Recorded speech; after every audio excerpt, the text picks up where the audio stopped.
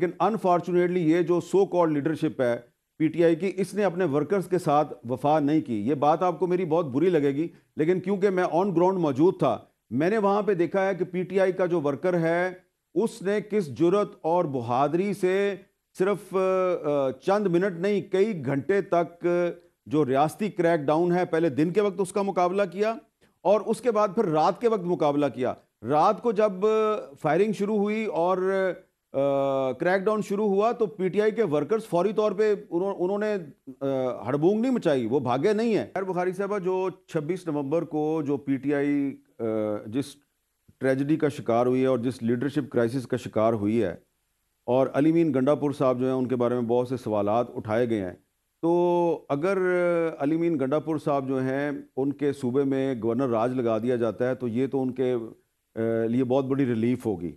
Ali mean Gandapur साहब को दुआ करनी चाहिए कि हुकूमत उनके सूबे में गवर्नर राज लगा दे, और उनको ये भी दुआ करनी चाहिए कि वफाकी हुकूमत जो है वो पीटीआई पर पाबंदी लगाने की कोशिश भी करे, क्योंकि ये जो 26 नवंबर के मामलात हैं, इससे जो तहरीक इंसाफ के अंदर एक लीडरशिप क्राइसिस पैदा हुआ है, तो इस लीडरशिप क्राइसिस को तहरीक इंसाफ को रिजॉल्व करने में तो काफ़ी देर लगेगी, काफ़ी मुश्किल लगेगी, लेकिन उसकी मुश्किल को आसानियों में तब्दील कर सकती है हुकूमत, अगर खैबर पख्तूनख्वा में गवर्नर राज लगा दिया जाए और पीटीआई पर पाबंदी लगा दी जाए। खान साहब बाहर आते दिख रहे हैं आपको मीर साहब?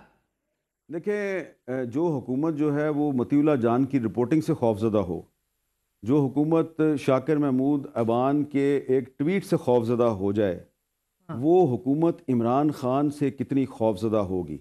इमरान खान जो है ना, वो इस हुकूमत और इसके जो सहूलतकार हैं। हमारे साथ सीनियर सहाफ़ी हामिद मीर मौजूद है। मीर साहब बहुत बहुत शुक्रिया साथ देने का। लीडरान थे उस धरने और एहतजाज के, सर उनका तो एक अपना क्राइसिस खड़ा हुआ है, लीडरशिप का क्राइसिस खड़ा हुआ है अभी खैबर पख्तूनख्वा में। तंदो तेज बयानात हैं खैबर पख्तूनख्वा असेंबली से अभी सुनने को मिल रहे हैं। कोर कमेटियां, पॉलिटिकल कमेटियों के इजलास हो रहे हैं। अगर बुशरा बीबी इन कमांड रही तो जमात जो है वो मजीद क्राइसिस की जद में आएगी या उसी में बेहतरी है?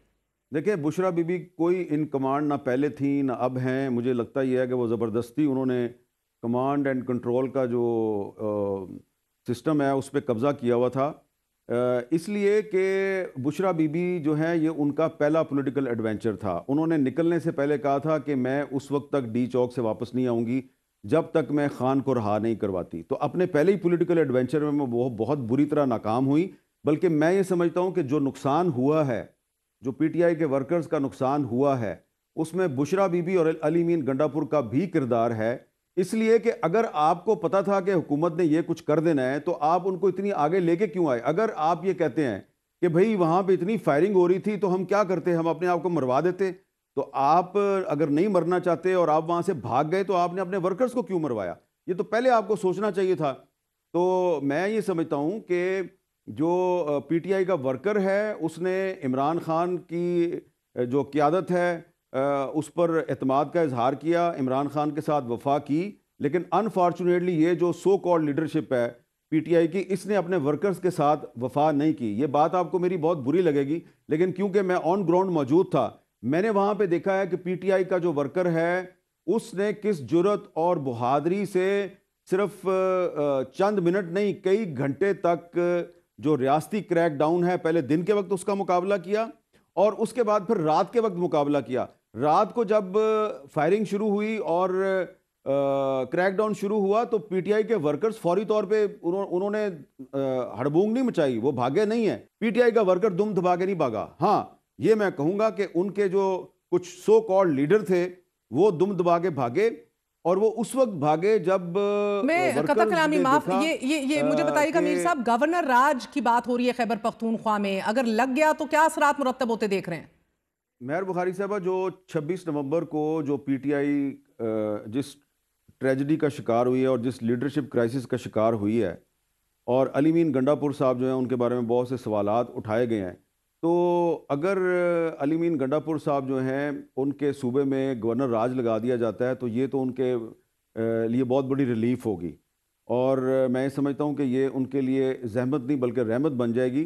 तो इसलिए अली मीन गंडापुर साहब को दुआ करनी चाहिए कि हुकूमत उनके सूबे में गवर्नर राज लगा दे, और उनको ये भी दुआ करनी चाहिए कि वफाकी हुकूमत जो है वो पीटीआई पर पाबंदी लगाने की कोशिश भी करे, क्योंकि ये जो 26 नवंबर के मामलात हैं, इससे जो तहरीक इंसाफ के अंदर एक लीडरशिप क्राइसिस पैदा हुआ है, तो इस लीडरशिप क्राइसिस को तहरीक इंसाफ को रिजॉल्व करने में तो काफ़ी देर लगेगी, काफ़ी मुश्किल लगेगी, लेकिन उसकी मुश्किल को आसानियों में तब्दील कर सकती है हुकूमत।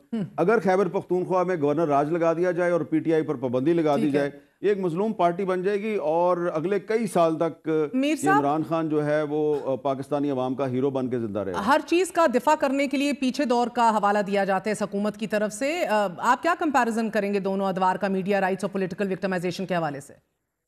देखिए, अब आप सवाल एक ऐसे बंदे को कर रही हैं जो इमरान खान के दौर में 9 महीने तक स्क्रीन से आउट रहा।